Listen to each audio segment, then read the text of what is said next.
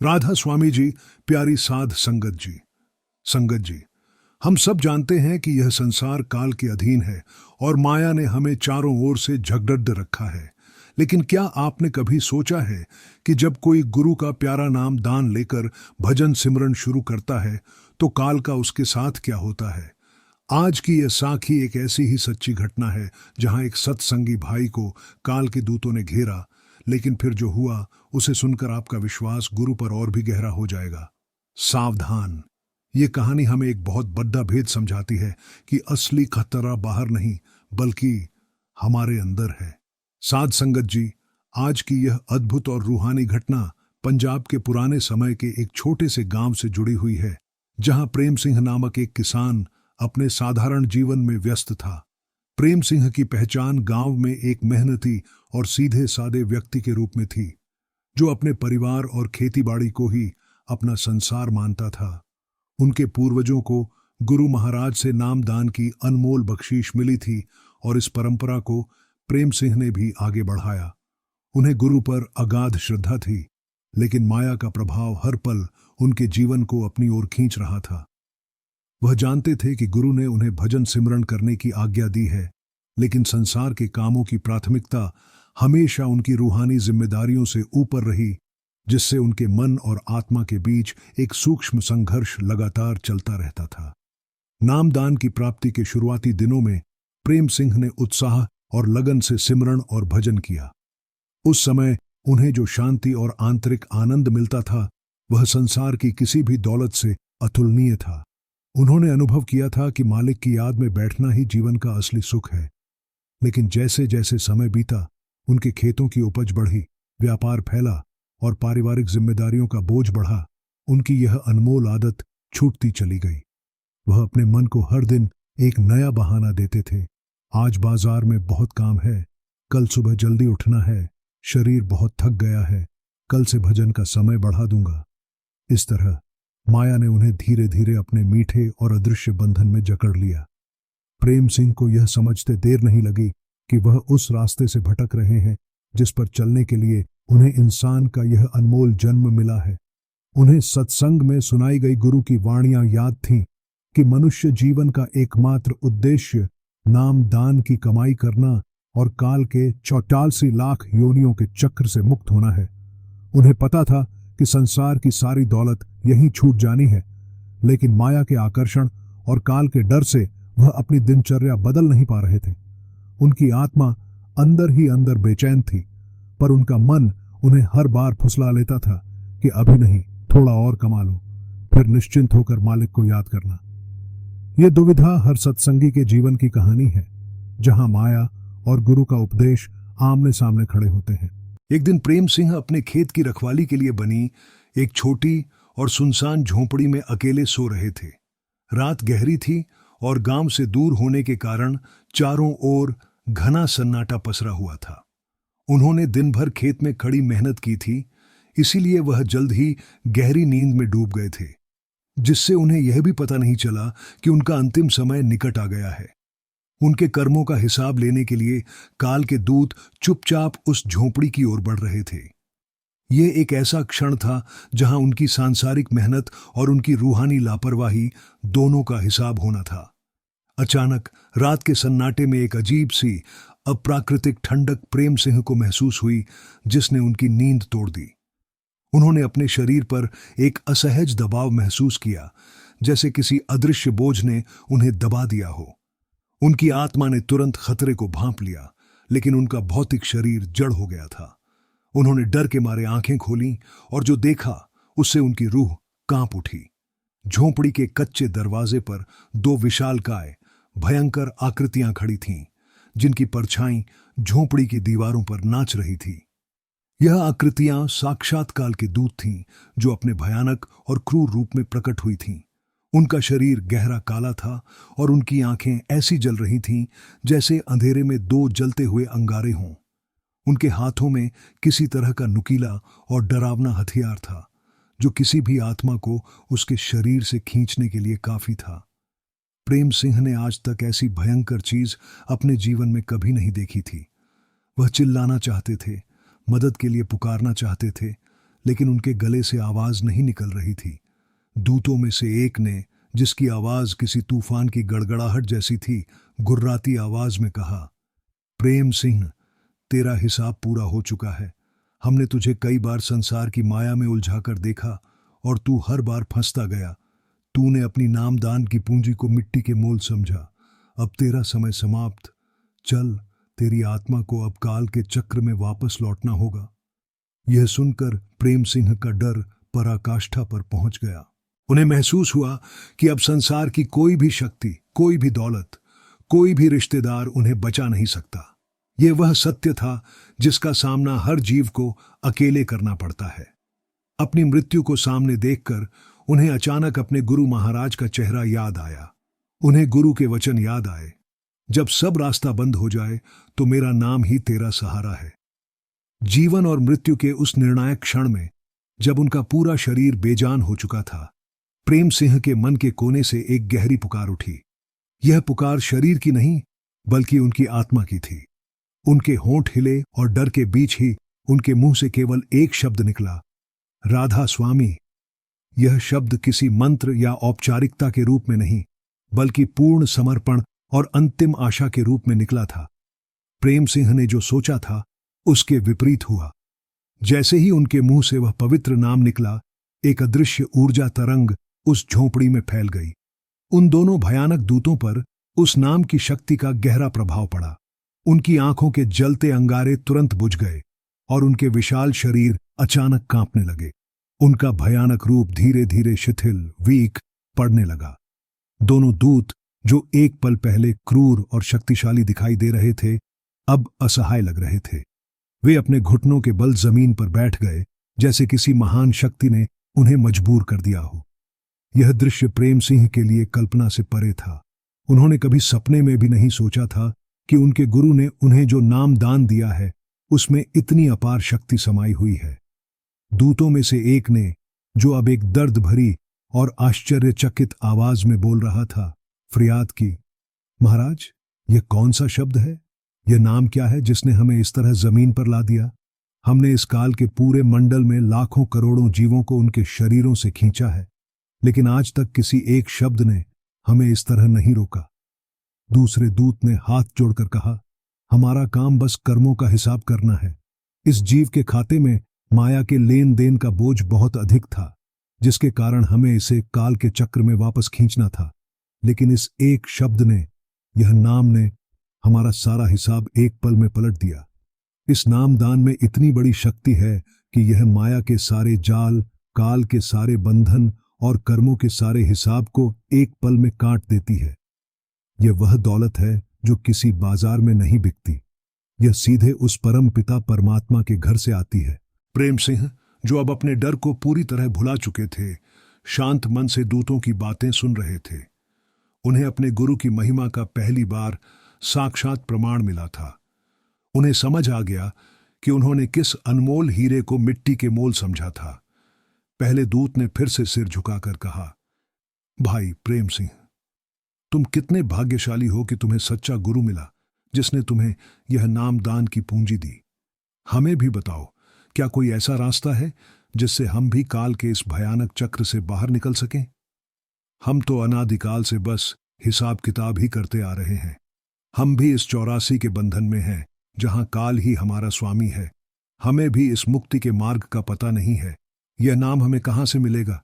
प्रेम सिंह ने उत्तर दिया, भाई दूतों, यह नाम दान कोई साधारण चीज नहीं है। यह मेरे परम संत, मेरे प्यारे बाबा जी की अकारण दया है, जो उन्होंने मुझ जैसे पापी को बख्शी है। उन्होंने मुझे भजन सिमरन करने की विधि बताई है, जो इस माया और काल के चक्र से निकलने का एकमात्र सीधा रास्ता है। यह नाम की दौलत किसी बाजार में नहीं, सिर्फ सच्चे गुरु की संगत में मिलती है। दूतों ने उनकी बात को गहराई से सुना। उन्होंने कहा, हम तो केवल हुक्म के गुलाम हैं, पर आज हमें इस नाम की शक्ति से यह एहसास हुआ कि हम भी सिर्फ एक जीव हैं, जो कर्मों के चक्र में फंसे हुए हैं। प्रेम सिंह, जो उस क्षण तक जीवन और मृत्यु के बीच लटके हुए थे, अब पूरी तरह से जागृत अवस्था में थे।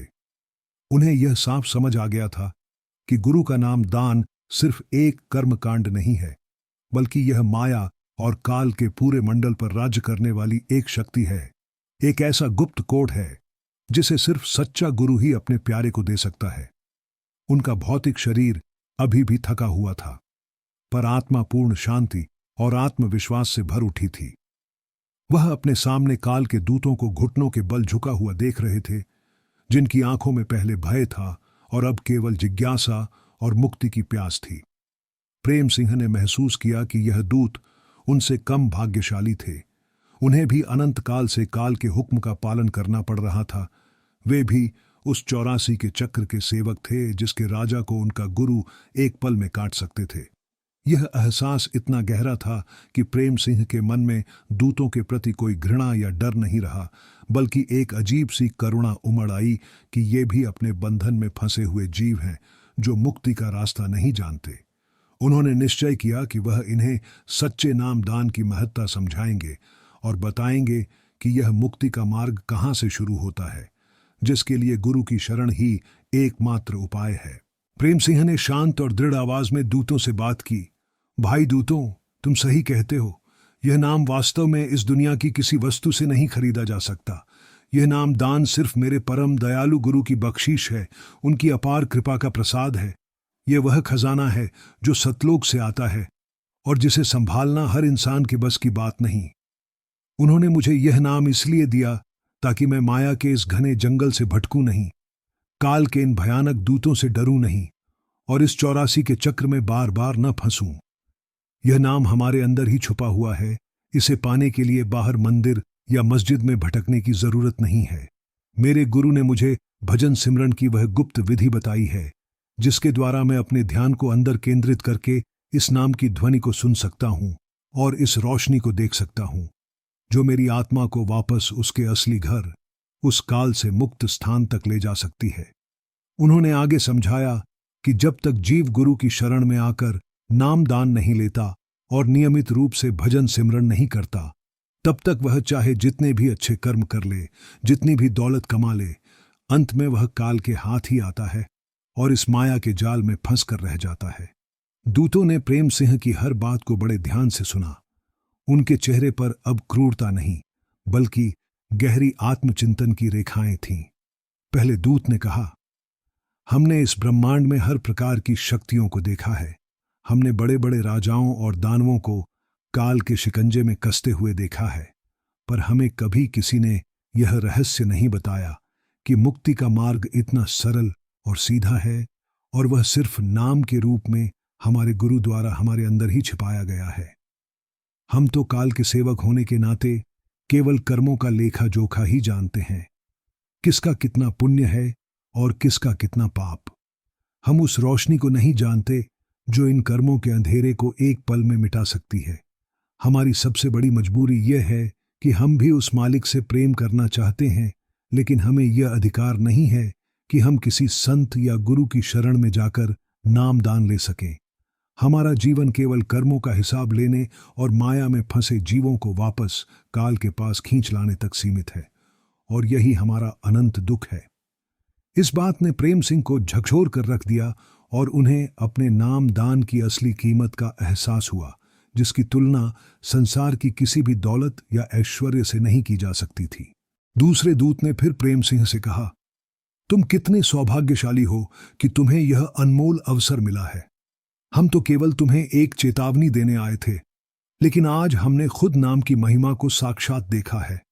हम तुम्हें एक बात स्पष्ट करते हैं, इस संसार की माया इतनी शक्तिशाली है कि यदि तुम आज इस दृश्य से डरकर या प्रभावित होकर कल से फिर भजन सिमरन करना छोड़ दोगे, तो हम फिर से तुम्हें लेने आ जाएंगे और अगली बार यह नाम भी तुम्हें बचा नहीं पाएगा, क्योंकि नाम तभी काम करता है जब जीव खुद ईमानदारी से उसकी कमाई करता है। काल का अधिकार वहीं तक है जहां तक तुम उसे अपने मन पर हावी होने देते हो। गुरु ने तुम्हें रास्ता दिखाया है, अब चलना तुम्हें खुद है। अपनी नामदान की पूंजी को कम मत होने देना। यह नाम ही तुम्हारा कवच है, यही तुम्हारा सच्चा धन है, और यही तुम्हें काल के इस भयानक मंडल से निकालकर उस परम पिता परमात्मा के चरणों तक ले जाएगा। दूतों के इस उपदेश में अब कोई धमकी नहीं थी, बल्कि एक सच्चा मार्गदर्शन था जिसने प्रेम सिंह के जीवन की दिशा बदल दी। दूतों के मुख से निकले सत्य को सुनकर प्रेम सिंह का मन अब पूरी तरह से वैराग्य और गुरु भक्ति से भर चुका था। उन्होंने जाना कि जिस संसार की माया को वह अपना सब कुछ मानते थे, वह सिर्फ एक अस्थायी नाटकशाला थी, और जिस काल से वे हमेशा अनजान रहे, वह उनके कर्मों का लेखा जोखा रखने वाला एक प्रबंधक मात्र था, जो स्वयं भी मुक्ति का प्यासा था। प्रेम सिंह ने दूतों की ओर देखा और कहा, तुम्हारी पीढ़ा और मुक्ति की चाहत देखकर मुझे दुख हो रहा है। मैं जानता हूं कि तुम अपनी ड्यूटी कर्तव्य से बंधे हो, लेकिन मेरा गुरु केवल जीवों का नहीं, बल्कि हर उस आत्मा का उद्धार करने आया है जो सत्य की प्यासी है। यह नामदान किसी धन या बल से नहीं, बल्कि सच्चे प्रेम और समर्पण से मिलता है। तुम भले ही काल के दूत हो, पर तुम भी उस परमपिता परमात्मा के ही अंश हो। बस अपनी पहचान भूल चुके हो। यह नाम सिर्फ एक शब्द नहीं है, यह उस मालिक तक पहुंचने का ध्वनि रूप है जो हर जीव के अंदर धड़कता है। अगर तुम भी मुक्ति चाहते हो तो मेरा गुरु दयालु है। वह किसी को मना नहीं करते। बस तुम सच्चे दिल से उनसे क्षमा मांगो और प्रार्थना करो कि वे तुम्हें किसी भी रूप में अपनी शरण दें, क्योंकि गुरु की दया ही सबसे बड़ी दौलत है जो माया के सागर को पार करवाती है। दूतों ने प्रेम सिंह के शब्दों को गहरी श्रद्धा से सुना। उनके विशाल भयानक शरीर अब धीरे धीरे कमजोर और दयनीय लग रहे थे। पहले दूत ने कहा, हमारा तो भाग्य ही कुछ ऐसा है कि हम सीधे उस परम सत्ता से प्रार्थना नहीं कर सकते, क्योंकि हम काल के राज्य के सेवक हैं। हमारी प्रार्थना वहां तक नहीं पहुंचती जहां गुरु रहते हैं। लेकिन आज तुम्हारे मुख से हमने जो सत्य सुना है, उसे हम अपनी आत्मा में धारण करेंगे। हम जानते हैं कि इस पूरे ब्रह्मांड में सिर्फ गुरु ही हैं जो माया के जाल को काट सकते हैं और काल के डरों से आजाद करवा सकते हैं। हमें यह भी पता चल गया है कि हमने इस जीवन को कितनी लापरवाही से जिया है। हमने नामदान को सिर्फ एक रस्म समझा और भजन सिमरन को टालते रहे। हमने जीवन भर कीमती समय को माया के तुच्छ कार्यों में बर्बाद किया, जिसके कारण आज हमें यह दुखद स्थिति देखनी पड़ रही। अब हमें यह भी समझ आ गया है कि गुरु ने हमें यह नाम क्यों दिया था। यह हमारी रक्षा के लिए था, ताकि हम जीवन की अंतिम घड़ी में भी न घबराएं। तुम्हारी नाम सिमरन की छोटी सी पूंजी ने आज हम जैसे लाखों दूतों को वापस लौटने पर मजबूर कर दिया है। दूसरे दूत ने प्रेम सिंह की ओर देखा और कहा, हम अपनी हार स्वीकार करते हैं और तुम्हारे गुरु के नाम की शक्ति को प्रणाम करते हैं। हम तुम्हें एक अंतिम और सबसे महत्वपूर्ण उपदेश देकर जा रहे हैं। याद रखना, यह संसार एक कर्म भूमि है और काल यहां का राजा है। माया उसकी सबसे बड़ी सेनापति है जो तुम्हें पल पल भटकाएगी। तुम अपनी भौतिक जरूरतों को पूरा करने के लिए जरूर काम करना, लेकिन तुम्हारा दिल और मन हमेशा नामदान की ओर केंद्रित रहना चाहिए। तुम्हारी असली लड़ाई बाहर के दुश्मनों से नहीं है, बल्कि तुम्हारे मन से है। मन ही तुम्हें भजन सिमरन से दूर खींचता है और माया की चमक में उलझाता है। अगर तुमने अपने मन को काबू कर लिया और रोजाना समय पर नाम की कमाई की, तो कोई भी दूत, यहां तक कि स्वयं काल भी तुम्हें छू नहीं सकता। लेकिन अगर तुमने अपने मन को छूट दे दी और नाम सिमरन को छोड़ दिया, तो समझ लेना कि तुमने स्वेच्छा से काल को अपने घर आने का निमंत्रण दे दिया। इसलिए इस अनमोल जीवन का एक भी पल बर्बाद मत करना, क्योंकि यह अवसर फिर लाखों जन्मों के बाद भी शायद न मिले। यह कहकर उन दोनों दूतों ने प्रेम सिंह के आगे सिर झुकाया, जैसे कोई शिष्य अपने गुरु को प्रणाम कर रहा हो। उन्होंने धीरे धीरे झोंपड़ी से बाहर कूदम रखा। उनकी भयानक आकृतियां अब हवा में विलीन होने लगी थीं और वह असहज ठंडक भी दूर हो गई। कुछ ही पलों में झोंपड़ी में फिर से सामान्य रात का सन्नाटा छा गया, लेकिन प्रेम सिंह के अंदर सब कुछ बदल चुका था। उन्होंने महसूस किया कि यह कोई सपना नहीं था, बल्कि साक्षात नाम की शक्ति का प्रमाण था जो उनके गुरु ने उन्हें दिया था। उनकी आंखों से आंसू बहने लगे। ये आंसू भय के नहीं, बल्कि अपने गुरु के प्रति अपार प्रेम और अपनी पिछली लापरवाही पर पश्चाताप के थे। उन्होंने तुरंत अपने घुटने जमीन पर टेके और पूरी श्रद्धा से नाम सिमरन शुरू कर दिया। अब उनका मन माया के किसी भी काम के लिए बहाना नहीं बना रहा था। वह समझ गए थे कि जब गुरु की दया से काल के दूत भी झुक सकते हैं, तो वह क्यों अपने ही मन के आगे हार मान रहे थे। उस रात की घटना ने प्रेम सिंह के जीवन को पूरी तरह से बदल दिया। उनके लिए अब संसार की माया का आकर्षण फीका पड़ चुका था। उन्हें यह ज्ञान हो गया था कि जिस खेत, घर और दौलत के लिए वह नाम सिमरन जैसे अनमोल खजाने को नजरअंदाज कर रहे थे, वह सब क्षणभंगुर, टेम्पोरेरी है और अंतिम समय में कोई काम नहीं आने वाला। अब उन्हें हर काम में नाम की कमी महसूस होने लगी। सुबह उठते ही उनका मन सीधे मालिक की याद में बैठना चाहता था, बजाय इसके कि वह खेत या बाजार की ओर भागें। उन्हें बार बार दूतों की वह करुणा भरी फरियाद याद आती थी कि हमें भी नामदान कहाँ से मिलेगा, जिससे उन्हें अपनी बेशकीमती बख्शीश का असली मोल पता चला। वह समझ गए थे कि गुरु ने उन्हें यह जीवन एक छुट्टी या आराम के लिए नहीं दिया है, बल्कि एक जरूरी मिशन, कार्य के लिए दिया है।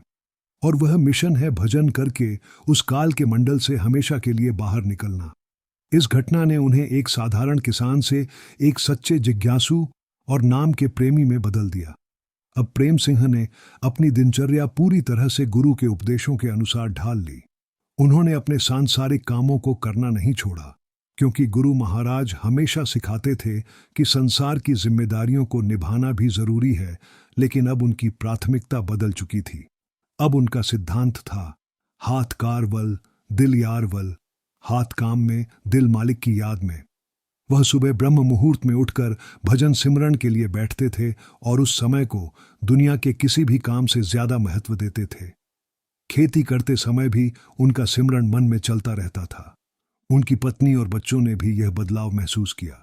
उनके चेहरे पर अब पहले जैसी चिंता या माया में उलझने की बेचैनी नहीं थी, बल्कि एक आंतरिक शांति और संतुष्टि झलकती थी, जो नामदान की नियमित कमाई से आती है। वह अब दूसरों को भी बद्धे विश्वास से नाम की शक्ति और काल के चक्र से निकलने के तरीके के बारे में बताते थे। प्रेम सिंह की साखी कुछ ही समय में पूरे गांव में फैल गई। लोग हैरान थे कि एक साधारण किसान को साक्षात काल के दूतों ने चेतावनी दी और उससे नामदान का रास्ता पूछा। गांव के अन्य सत्संगी भी प्रेरित हुए, जिन्होंने प्रेम सिंह की तरह ही माया के जाल में फंसकर भजन सिमरन छोड़ दिया था। उन्हें यह सच्चाई समझ आई कि गुरु का नाम सिर्फ एक औपचारिकता नहीं है, बल्कि यह एक जीवित शक्ति है जो हर पल उनकी रक्षा करती है, बशर्ते कि जीव उसे सच्चे दिल से याद करे। यह घटना एक प्रमाण बन गई कि काल का डर केवल उन लोगों के लिए है जो नाम दान लेकर भी भजन नहीं करते। जो कमाई करते हैं, उनके आगे तो काल के दूत भी नतमस्तक हो जाते हैं। प्रेम सिंह ने अपनी सारी दौलत, अपने सारे सुखों को गौण, सेकेंडरी समझा और नाम की दौलत को सबसे ऊपर रखा। उन्होंने सत्संगों में जाकर अपने अनुभव साझा किए और हर बार संगत को यही उपदेश दिया कि यह इंसान का जामा वापस नहीं मिलेगा, इसलिए माया में खोने के बजाय सिमरन करके मालिक को पालो। इस तरह प्रेम सिंह का जीवन उस रात की घटना के बाद एक सच्चे गुरुमुख का जीवन बन गया। उनकी कहानी ने यह सिद्ध कर दिया कि गुरु की दया अपार है और वह अपने शिष्यों को अंतिम समय तक भी नहीं छोड़ते। गुरु ने अपने प्यारे को बचाने के लिए काल के दूतों को भी एक उपदेशक, टीचर बनाकर भेज दिया, ताकि उन्हें नाम की असली कीमत समझ आ सके। प्रेम सिंह ने अपने जीवन के शेष दिन पूर्ण समर्पण और अटूट विश्वास के साथ बिताए, और जब उनका अंतिम समय आया तो उन्हें किसी दूत या काल का डर नहीं था। उनकी आत्मा भजन सिमरन की कमाई के बल पर गुरु की दिव्य रोशनी में प्रेम पूर्वक काल के मंडल को पार कर गई और अपने सद्गुरु के साथ अपने असली घर लौट गई, जहां माया का कोई प्रवेश नहीं है और जहां केवल अनंत शांति और आनंद है। यह साखी हर उस सत्संगी के लिए एक जागृति है जो नाम दान लेकर भी संसार की दौड़ में पीछे छूट गया है। इस तरह प्रेम सिंह का जीवन उस रात की घटना के बाद एक सच्चे गुरुमुख का जीवन बन गया। उनकी कहानी ने यह सिद्ध कर दिया कि गुरु की दया अपार है और वह अपने शिष्यों को अंतिम समय तक भी नहीं छोड़ते। गुरु ने अपने प्यारे को बचाने के लिए काल के दूतों को भी एक उपदेशक, टीचर बनाकर भेज दिया, ताकि उन्हें नाम की असली कीमत समझ आ सके। प्रेम सिंह ने अपने जीवन के शेष दिन पूर्ण समर्पण और अटूट विश्वास के साथ बिताए, और जब उनका अंतिम समय आया तो उन्हें किसी दूत या काल का डर नहीं था। उनकी आत्मा भजन सिमरन की कमाई के बल पर गुरु की दिव्य रोशनी में प्रेम पूर्वक काल के मंडल को पार कर गई और अपने सद्गुरु के साथ अपने असली घर लौट गई, जहां माया का कोई प्रवेश नहीं है और जहां केवल अनंत शांति और आनंद है। यह साखी हर उस सत्संगी के लिए एक जागृति है जो नामदान लेकर भी संसार की दौड़ में पीछे छूट गया है। प्रेम सिंह की कहानी उस हर व्यक्ति के लिए एक दर्पण है जो नामदान की अनमोल सौगात पाकर भी संसार की क्षणभंगुर माया में उलझा हुआ है। उनकी इस सच्ची साखी ने यह सिद्ध कर दिया कि गुरु का वचन कितना अटूट और शक्तिशाली होता है, और यह भी कि काल का डर केवल तभी तक है जब तक जीव भजन सिमरन से विमुख रहता है। प्रेम सिंह ने तुरंत अपनी पत्नी और बच्चों को पूरी घटना विस्तार से सुनाई। पत्नी ने जब यह सुना कि स्वयं काल के दूतों ने उनके पति को नाम सिमरन के लिए चेतावनी दी है, तो वह भी भावुक हो गईं और उन्होंने भी प्रण किया कि अब वे मिलकर रोजाना नाम की कमाई करेंगे। इस घटना से उनके पूरे परिवार की जीवन शैली और सोच बदल गई। उन्होंने अपनी भौतिक जरूरतों को सीमित किया और अपने समय का अधिकतम उपयोग मालिक की याद में लगाना शुरू कर दिया। उनके घर का माहौल अब चिंता और माया की दौड़ से मुक्त होकर प्रेम, शांति और रूहानी आनंद से भर उठा था, जो नाम की नियमित कमाई का स्वाभाविक परिणाम होता है। प्रेम सिंह अब गांव में एक चलते फिरते उपदेशक बन गए थे। वह किसी को ऊंचा या नीचा नहीं समझते थे, बल्कि हर किसी को प्यार से नाम की महत्ता समझाते थे। उनका कहना था, मैंने साक्षात देखा है कि काल के दूत भी मुक्ति के प्यासे हैं और वे स्वयं नाम की शक्ति से भयभीत होते हैं। अगर वे जो इस मंडल के सेवक हैं भी मुक्ति चाहते हैं, तो हमें, जिन्हें गुरु ने सीधे मुक्ति का रास्ता नामदान दिया है, कितनी अधिक भजन सिमरन करना चाहिए। उनका यह प्रश्न हर सत्संगी को अंदर तक झकझोर देता था। उनकी सादगी और उनके अनुभव में इतनी सच्चाई थी कि लोग उनकी बातों को ध्यान से सुनते थे और अपने जीवन में बदलाव लाने के लिए प्रेरित होते थे। इस तरह प्रेम सिंह की उस रात की भयानक घटना गुरु की अपार दया से उनके और उनके आसपास के लोगों के लिए एक महान रूहानी जागरण का कारण बन गई। यह साखी इस सत्य को भी सामने लाती है कि गुरु हमें नामदान इसलिए नहीं देते कि हम संसार की माया से छूट जाए, बल्कि इसलिए देते हैं कि हम काल के मंडल से छूट जाए। संसार में तो दुख और सुख दोनों ही हमारे पिछले कर्मों का फल है, और कोई भी संत महात्मा इस संसार को दुखों से पूरी तरह मुक्त करने नहीं आया।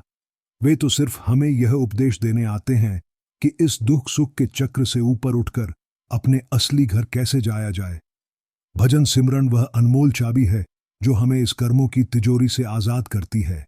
जो जीव इस चाबी का इस्तेमाल नहीं करता, वह अंत में खाली हाथ रह जाता है और काल उसे फिर से 84 के चक्र में धकेल देता है। प्रेम सिंह ने अपनी गलती से सीखा और इस अनमोल नाम को अपने जीवन का आधार बना लिया। उन्होंने अपनी बाकी की जिंदगी में नाम को ही अपनी सबसे बड़ी पूंजी माना। उन्हें अब माया के सुखों की लालसा नहीं थी, न ही उन्हें काल के दूतों का डर था, क्योंकि उन्हें पता था कि उनके पास गुरु का दिया हुआ सुरक्षा कवच है। उन्होंने यह भी समझा कि गुरु की दया कितनी निराली है। उन्होंने दूतों को वापस भेजकर प्रेम सिंह को जीवन का एक और मौका दिया, ताकि वह अपनी बची हुई नाम की कमाई पूरी कर सके। यह घटना सिर्फ एक कहानी नहीं, बल्कि हर नाम दान प्राप्त जीव के जीवन का एक आईना है, जो यह दिखाता है कि हम कहां खड़े हैं और हमें कहां जाना है। हमें हर पल यह याद रखना चाहिए कि इस मानव शरीर में एक एक श्वास अनमोल है और इसे माया के पीछे भागने में नष्ट नहीं करना चाहिए। संगत जी, प्रेम सिंह की यह साखी हमें यही अंतिम और सबसे बड़ा उपदेश देती है कि नामदान को कभी भी हल्के में न लें। इसे अपने रोजमर्रा के कार्यों से ज्यादा महत्व दें। भजन सिमरन को टालना काल को निमंत्रण देने जैसा है। माया क्षणिक सुख देती है, पर नाम अनंत शांति और शाश्वत मुक्ति देता है। सच्चा सुख दुनिया की दौलत में नहीं, बल्कि मालिक की याद में है। इसलिए गुरु के वचनों को अपने जीवन का आधार बनाएं, अपने मन को माया के चंगुल से बाहर निकालें और रोजाना नियम से नाम की कमाई करें। प्रेम सिंह ने अपने जीवन का लक्ष्य पूरा किया। जब उनका अंतिम समय आया तो वह पूरी तरह से जागरूक थे और उनके चेहरे पर एक अलौकिक शांति थी। काल के दूत नहीं आए, बल्कि स्वयं उनके प्यारे गुरु उन्हें लेने आए। भजन सिमरन की कमाई के बल पर उनकी आत्मा ने सहजता से शरीर छोड़ा और काल के मंडल की सीमाओं को पार करती हुई गुरु के साथ उस सतलोक में पहुंच गई, जहां कोई माया, कोई दुख, कोई काल नहीं है। केवल मालिक का अनंत प्रेम और प्रकाश है। इसीलिए प्यारी साध संगत जी, ये साखी हमें याद दिलाती है कि हमारा असली खतरा बाहर के दुश्मन नहीं है, बल्कि हमारा अपना मन है, जो हमें भजन सिमरन से दूर ले जाता है और माया में उलझाता है। अगर हम मन को काबू कर लें और नामदान की शक्ति पर पूरा विश्वास रखें, तो हमें काल से डरने की कोई जरूरत नहीं है। नाम ही सच्चा रक्षक है और गुरु ही सच्चा दाता है। राधा स्वामी जी। अपने मालिक से सच्चा प्रेम करो, गुरु के चरणों में विश्वास रखो और हर दिन समय निकालकर सिमरन और भजन जरूर करो। यही इस जीवन का सार है और यही अंतिम सत्य है जो आपको काल के चक्र से मुक्त करवाएगा।